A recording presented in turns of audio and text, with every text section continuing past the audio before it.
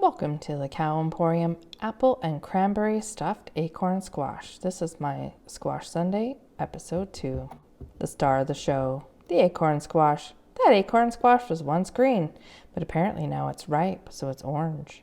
Cranberries. These ones just happen to be infused with pomegranate. An onion. Some ginger root. And of course, some apples. Feel free to use tart apples. These were the ones I had in stock. And of course, butter. Everything's better with butter. Now it's spa day for this acorn squash before it's the star of the show. And again, please be careful when you're cutting open your squash. These guys have thick skin.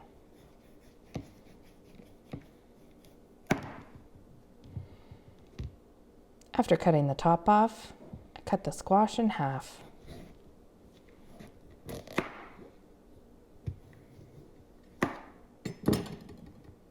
And I promptly remove the seeds. Again, I'm going to be using the microwave to cook my squash. I started with 6 minutes on the timer. However, this squash needed another full 6 minutes. While the squash was cooking, I grated my ginger. Then I carefully chopped my onions.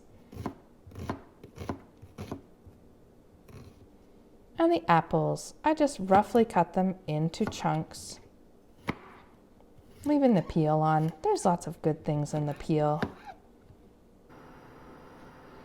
Now it's time to melt the butter in the frying pan.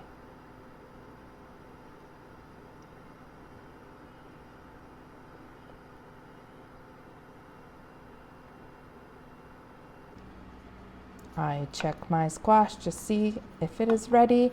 It is not. I placed it back in the microwave for another 4 minutes. First, I'm going to put the onions in.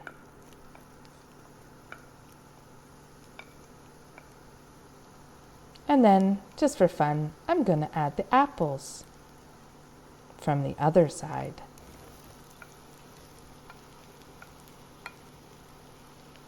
I'm going to wait a minute to add that ginger. You want to stir your onions and your apples until everything is coated nicely in butter.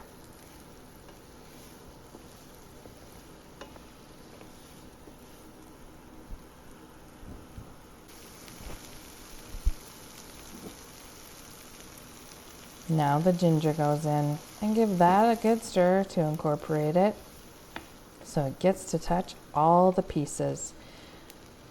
Those are raisins, and those are the cranberries. Don't you just love it when the chef adds extra ingredients later in the recipe? Everybody's getting happy in the pot together, and the cranberries and the raisins are starting to rehydrate. In goes the brown sugar.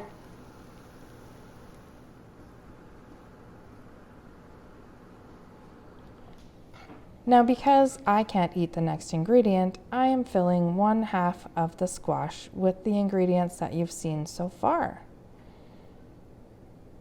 However, this dish would be really, really tasty with the addition of another spice. Any guesses? That's right, cinnamon it is. Now I carefully mix the cinnamon in so that everybody is playing, and I stuff the other half of that squash. Cheddar cheese time, just a sprinkle on both sides. Then I put that in the toaster oven at 350 until the cheese was melted and bubbly delicious.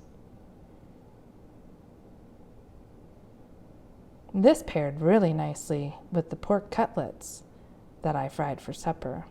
It was scrumptious. Doing this recipe again, I might throw some salt and pepper into the squash before I filled it. Thanks for watching the Squash Sunday series video, episode 2. Take care, y'all. See you soon.